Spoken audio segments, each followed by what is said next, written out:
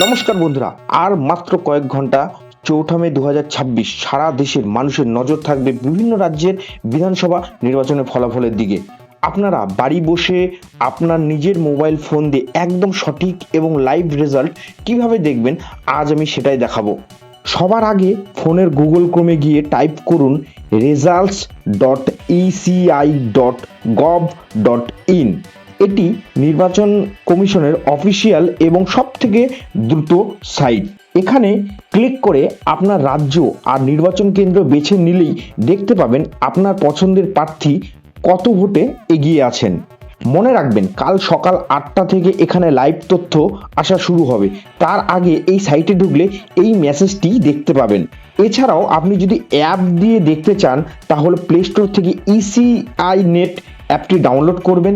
সেখানে tract of ইলেকশনে click করে কারেন্ট ইলেকশন রেজাল্ট সেকশনে চলে যান। মনে রাখবেন, কাল সকাল ৮টা থেকে লাইভ আপডেট দেওয়া শুরু হবে। ভিডিওটি ভালো লাগলে লাইক করুন আর সাবস্ক্রাইব করে পাশে থাকুন। ধন্যবাদ।